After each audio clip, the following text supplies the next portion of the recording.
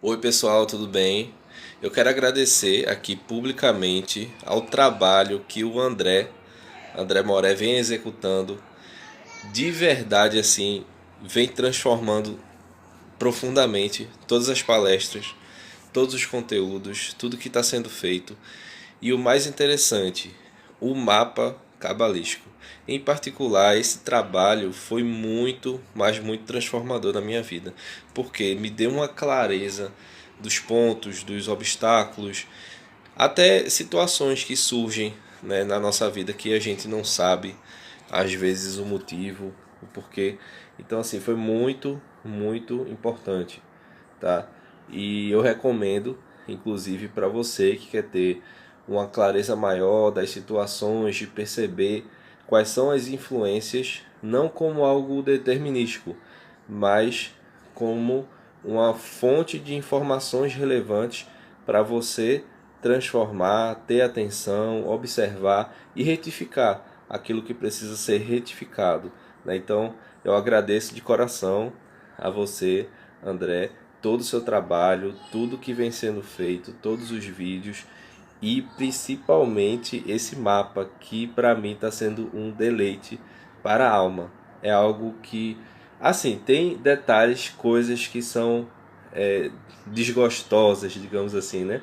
Às vezes a sombra não quer olhar para aquilo, mas é muito bom porque a clareza e a luz traz a transformação que a gente precisa para o momento que a gente está vivendo e muitas vezes antecipa coisas que a gente pode se guarnecer, pode se prevenir. É isso aí, agradeço mais uma vez, shalom a todos, um abraço. No nosso mundo, que é assim também como nos mundos espirituais, são feitos de camadas, ou seja, nos mundos espirituais não há uma mistura do que é espiritual. O bem habita em um lugar, o mal em outro lugar, ou seja, não há uma mistura desses mundos. Ou seja, o que é bom, o que é ruim é ruim. No nosso mundo, nós misturamos, existe uma mistura entre o bem e o mal. Né? Isso se chama a árvore do bem e do mal. Que o homem ele quis comer, através dessa mistura intelectual, onde agora não se define o que é bem e o mal, existe então uma descrição daquilo que é, né, ou não é a Torá. Muito bem. Quando a gente chega já nesse nível, né, de entendimento, a gente tem que analisar o nome Sukkah, né? O nome Sukkah, ele vem acompanhado aqui, olha, de um samer. Né? Um samer é um círculo em si, ele tem um numeral 60, e ele é um ciclo anual. Né? Ele representa o calendário hebraico, como já foi explicado. A gente tem a parte de cima que é masculina, a parte de baixo que é feminina, representando o que é positivo, os meses positivos e negativos, assim como um mês lunar tem 28 dias, e a gente vai aprender novamente isso que nós já vimos em outra aula.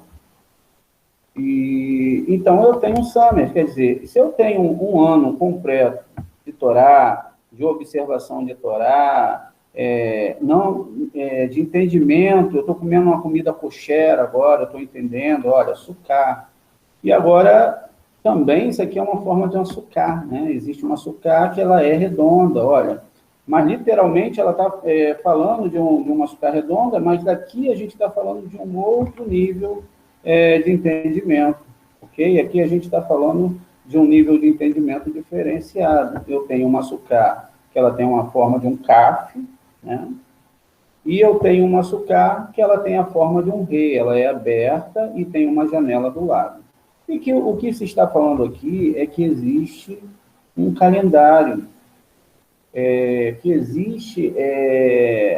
um calendário, e esse calendário ele tem que ser muito bem analisado para que eu chegue ao que realmente eu tenho que fazer. Como eu vou mexer com essas forças, como eu vou nesse dia atrair divindade, qual é o tipo de situação que eu tenho que fazer para que eu sinta a força desses dias. E por incrível que pareça, se você faz a somatória aqui da palavra final, e você é 20, né, o CAF, ele é 20, mas se você tira o zero, você tem um 2, isso é possível. Você pode substituir o CAF pelo BEIT, e assim qualquer letra equivalente dentro da Torá, ela pode ser substituída, para que ali você possa chegar a um novo sentido. Quer dizer, aqui então eu tenho exatamente 2 mais 5, que é 7, que são os 7 dias de Sucote. E se eu somo 7 mais 6, eu tenho 13, que é exatamente a situação do Monte Sinai. É incrível como, matematicamente falando, e também espiritualmente falando, seria impossível qualquer homem que não fosse Moshe, que é a reencarnação de Noa, que depois vem como Shimon Bar Yochai, pudesse trazer algo assim. Não existe na Torá nada que seja, que não case perfeitamente. Não existe nada que não seja algo tremendo. Tudo bem. Então, dentro desses níveis que tudo foi criado, e que tudo foi feito, a gente tem os níveis do que existe dentro do nosso planeta, como minerais, os vegetais, os animais falantes, né, somos nós, e níveis dentro da própria natureza, e a gente sabe que no caso desses níveis, quanto maior o nível, maior se tem a capacidade, maior é a capacidade de errar. Um mineral, por exemplo, ele se mantém estático, ele não se movimenta. Então, qual é a capacidade que o mineral tem de cometer algum tipo de erro? Uma planta já tem um nível maior do que de um mineral, ou seja, ela pode participar mais ativamente da natureza, de tudo que está em volta de nós, ou seja, ela produz alimento e muito mais coisas. O mundo animal, instintivo, do animal, ele já interage mais, ele já consegue fazer coisas, dependendo da característica do animal, que ele foi criado para aquilo. E no mundo humano, os erros são bem maiores. Então, quando se sobe para os mundos angelicais, aí já existem outras situações espirituais. Ok? Muito bem. Quando nós chegamos nessa festa, nós temos exatamente que usar 4 tipos de vegetais. Né? Um é o etrog, né? A radassa, a aravá e o lulav. Cada um desses elementos, né, ele é representado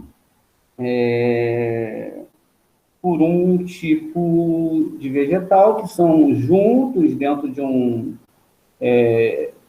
involucro, e ali eles unem essas forças para que eles possam, então, movimentar em direção a alguns cantos da Terra, e ali eles vão mudar alguma coisa. Eu, como cabalista, eu vejo as coisas diferentes, respeito a forma que as pessoas fazem. Já fiz isso muitas vezes, porque é muito fácil, né? A gente encomendar nos correios aí, você compra um lulav, você vai lá, encomenda, chega no conforto da sua casa, se você tiver uma quantia em dinheiro, tiver disponibilidade de guardar, e aí você vai ter esses itens na sua casa por um tempo. Muito bem. Só que quando a gente percebe que o Eterno está falando de outras coisas, de algo mais profundo, e a gente sai da literalidade, a gente vai entender que o etrog é nosso coração, o lulav é a nossa coluna, A nossa coluna tem 32 nervos que ligam ao nosso tato, e que também são os 32 caminhos de Torá.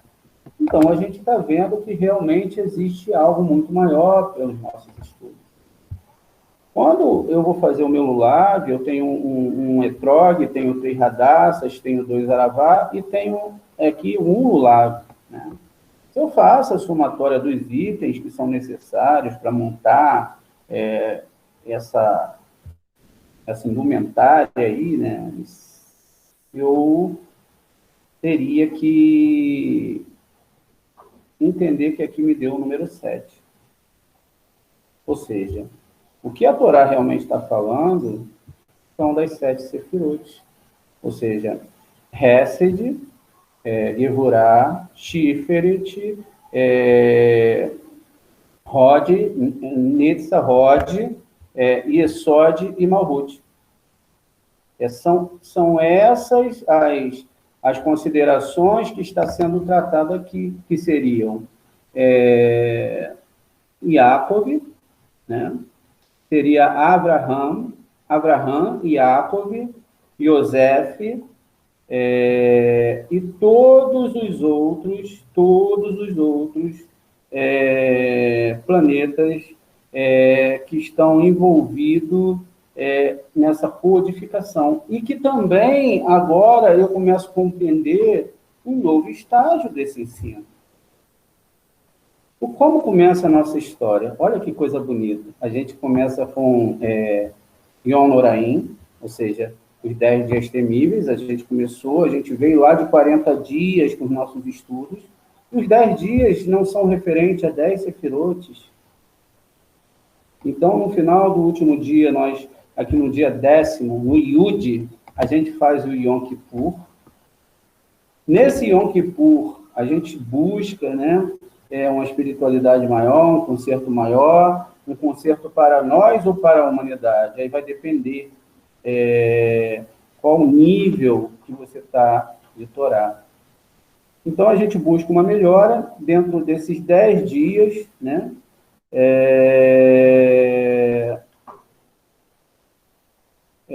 E aí começa-se uma leitura do universo sobre você. Qual é os tipos de pensamento que você tem, qual é o tipo de personalidade, o que realmente você tem de sincero dentro dessa festa, o que realmente você conversou com o Eterno, o que realmente é o interesse do seu coração, tudo isso está ficando aqui a cada festa gravada. Então, depois de 3 dias, né, a gente tem agora aqui 3 dias, o dia 11, o 12 e 13, né, de Tisherei. E aí a gente tem aqui uma somatória. Se você pega esses 3 dias, você vai ter aqui 39. Né? 39 é a somatória de todos esses dias. Espera aí, deixa eu ver. 39 não, 36, perdão. 36. E 36 a gente sabe que 3 mais 9 vai dar quanto para a gente, gente? Vai dar quanto para a gente? Vai dar 36. E o que é 36, gente? Não é a Leia? Aqui, olha. Não é a Leia? Um Lamed, um Vav e um Re. Não é a Leia que é 36? Continuando. Então, nós temos 10 dias, chegamos na Torá que a gente está estudando agora, e aí agora a gente começa no dia 14. Fazemos uma somatória, 7 mais 7, e chegamos a 14, que também são dias do mês, como eu falei para você, que citaremos em outra aula. A partir daqui, nós temos 7 dias, que são 7 sefirotes que nós temos que consertar. Essas sefirotes, elas começam com o dia 1º de Abraham, né? Ou seja, aqui em Abraham, a gente, na verdade, a gente não tem um personagem, a gente tem uma força do Criador dentro da nossa alma, que também é representado por planetas. Mas quando se parte para o lado espiritual, agora a gente tem uma configuração, né, diferenciada, né?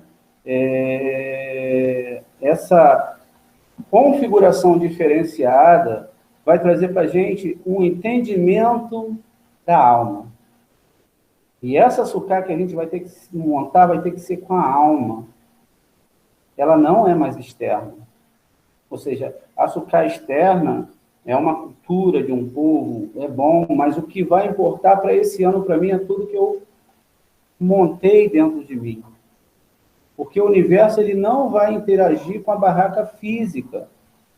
Ele vai interagir com uma pessoa que tem uma alma divina dentro dela e que tem que fazer com que essa alma divina se junte com a alma divina superior, com o eterno, para que seja feito um trabalho interior. Muitas vezes, a gente, através de atos religiosos, a gente não consegue alcançar isso. Então, o Abraham aqui, na verdade, ele vai representar a força que o Criador criou de doação. Porque o Eterno, ele é só doação. E o Itzahak, ele vai representar justamente a força de recepção dentro de cada ser humano. Ou seja, o desejo de receber. Sem a força de doar e sem o desejo de receber, um ser humano não pode existir.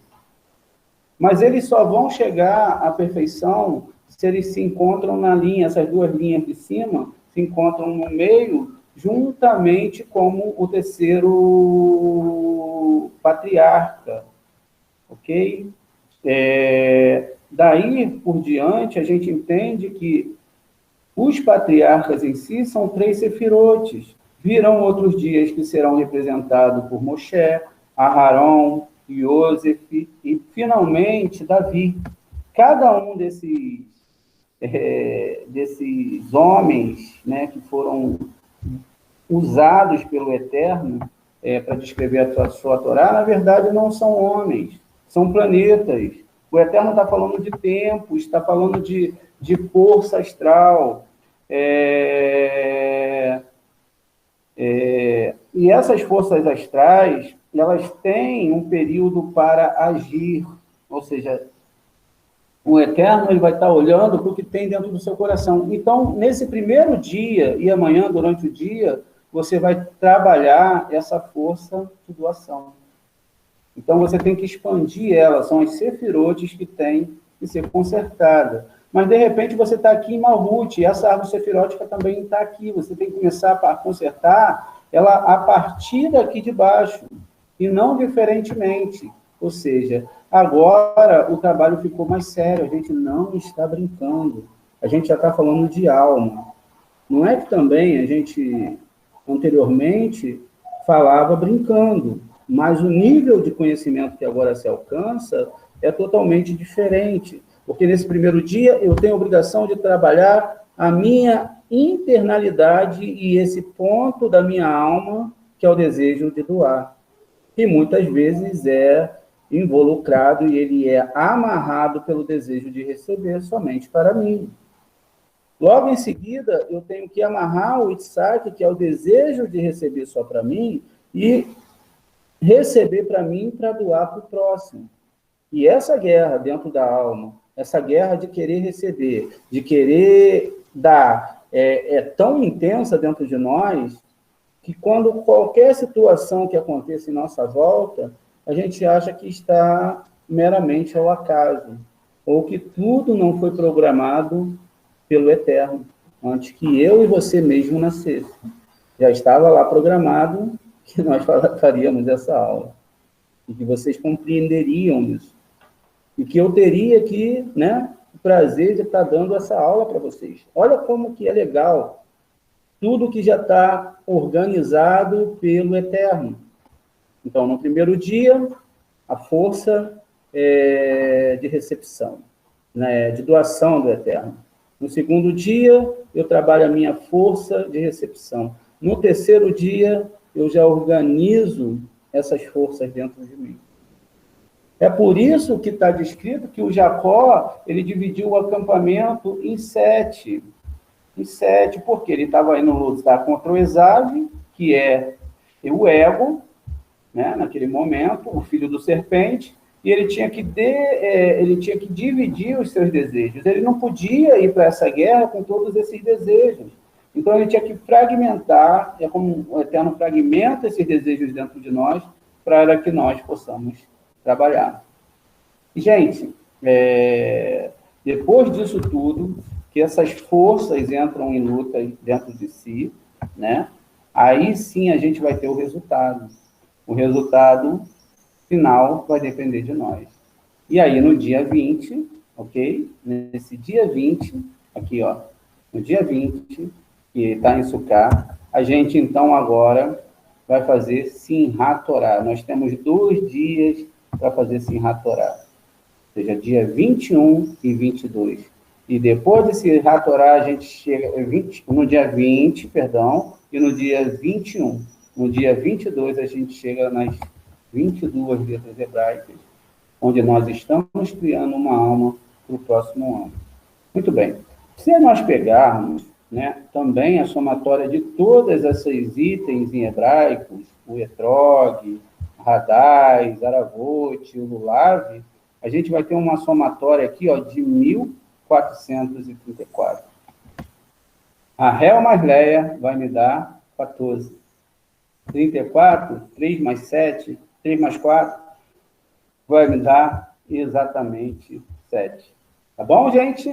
E a nossa aula acaba aqui. Eu espero que vocês tenham um excelente dia aí, que o Eterno possa abençoar vocês profundamente e que todos nós possamos entrar no rol do livro da vida, da Torá verdadeira e santa, que é o Santo Zohar.